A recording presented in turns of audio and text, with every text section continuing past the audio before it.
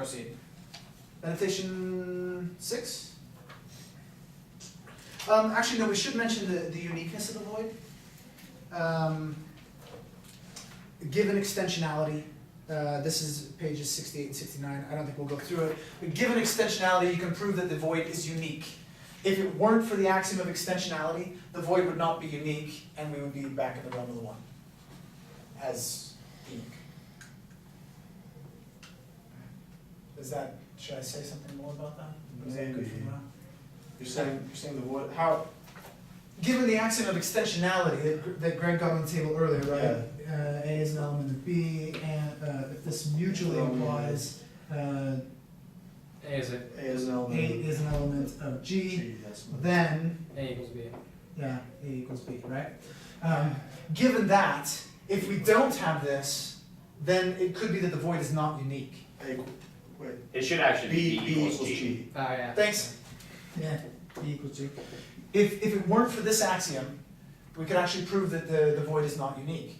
But if we take all of the elements of the void, which is none, and every other multiple that has no elements, then it's actually the same elements as the null set, given the axiom of extensionality, right? So you're saying we can prove that the void is unique. We can prove that the void is unique Well, but given this axiom. But if we can prove that, then doesn't that return us to the realm of the one?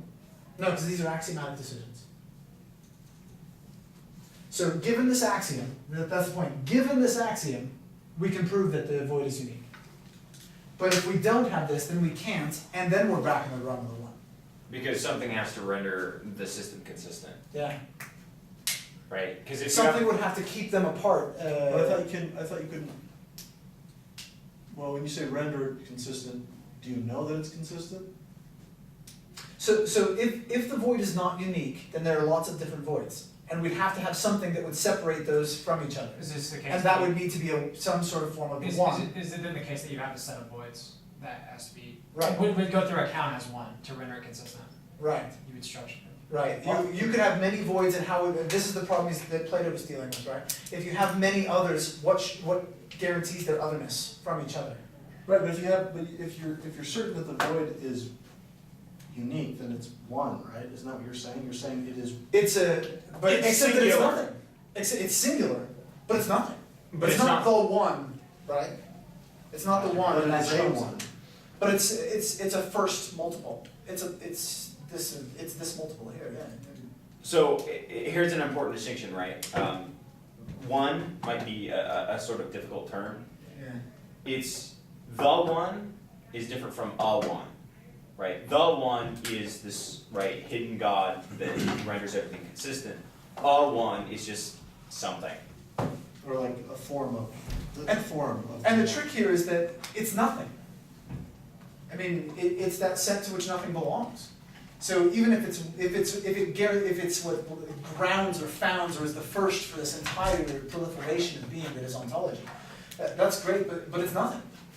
So it's not a one in any strong sense. It's not any one thing we can point to. In fact, you can't point to it. It's inconsistent. It's the very name of inconsistency. It's itself a void. So it's certainly not the one of ontology. So with my last couple of seconds, let me just, I'll say this about meditation 6. I think it's a superfluous meditation as far as Badiou's project goes. Sorry.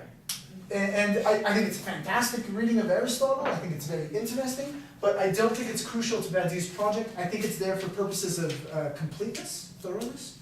That Badiou wants to say, now wait, you might say, right, given this, that, and the other, we don't need to do any of this with the void because of Pascal and his relationship to Aristotle, his staging of experiments where he can stage the void, vacuums, and all that kind of nonsense that was floating around in the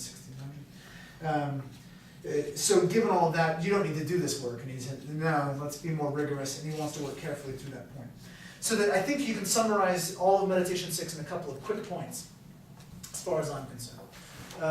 For Aristotle, this is page 72 by the time he gets to this point, the void to exist must have a place. And if you know anything about Aristotle's metaphysics, this is how it works, right?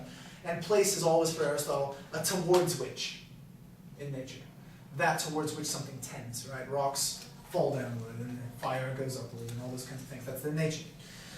So that if we're going to talk about the void as existing, if we're going to talk about, again, an existential claim about the void, it's going to have something to do, it's going to be the material cause of transport, is what Aristotle, it's the last ditch effort Aristotle can make on its behalf.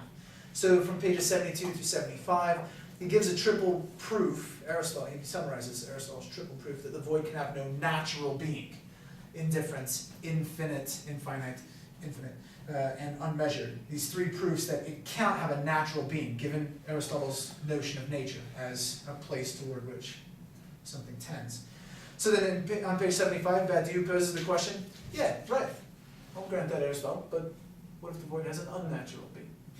And it's really that simple. And so he takes the last couple of pages, 75 through 77, to say Aristotle can be followed except in terms of the idea that the point of the void must be extended. It's got to have some place in an intuitive, physical sense. And as long as we throw that out, he says we've got no beef with Aristotle, we can move on. I was reading a guy the other day, just because I had to write a paper next to him, but who was talking about, he thought that Aristotle left room for saying that, but he actually thought that Aristotle would make an argument for the void having an unnatural being, that is, being outside of the natural sphere. And more or less that's what Badiou's trying to say as well. There's room for this in Aristotle, but barely.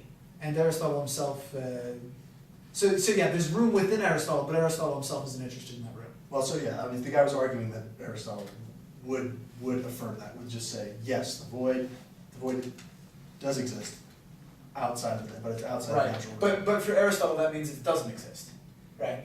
To say it exists outside of nature is to say it doesn't exist. Existence is inherently tied to nature for Aristotle.